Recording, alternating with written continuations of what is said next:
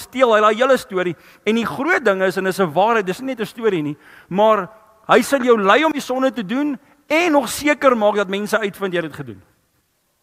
Want hy het een doel, is om jou te verwoes.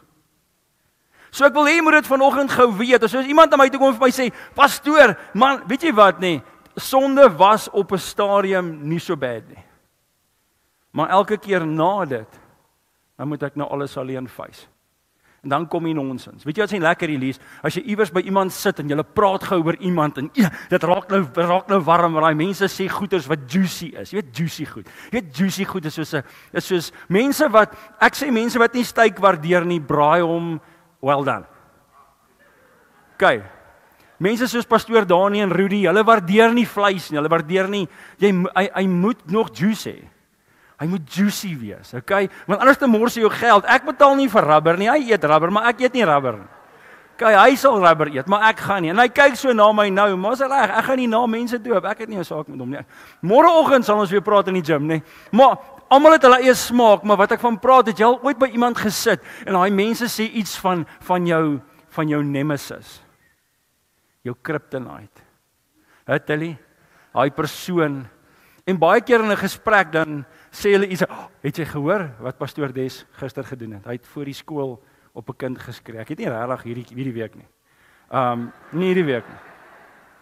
Maar het jy gehoor en dan is hy so sin, okay, maar wat het hy gesê? Dis juicy. En dan môre of oormôre of die dag daarna, dan sit iemand by my en sê hulle, "Joh pastoor, weet jy wat? For argument's sake, ek gaan nou Dani weer 'n voorbeeld gebruik. Pastoor Dani het gister by mense gestaan en jou bespreek. En dan is Dani kwaad vir die mense wat my gesê het, maar dit wat hy gedoen het was verkeerd. Want sonde is lekker terwyl jy dit doen, maar totdat dit uitkom, dan is dit nie so lekker nie. Jy kan nou enigiets gaan kyk. Dis lekker om daai gesprek met daai persoon te hê. Dit stout, dis besig, dis alles en dan vind jou vrou uit. Of dan vind jou man uit. En wie blameer ons eerste? Dis die duiwel. Dis die duiwel. Sy skuld. Ja, hy het in jou kar geklim, hy het die data gekoop. Hy het die wifi aangesit. Hy het die foon weggehou. Want jy sien, wanneer ons sonde doen, dan doen ons die sonde, maar wanneer ons uitgevang word, lê die verantwoordelikheid by iemand anders. Nie by ons nie.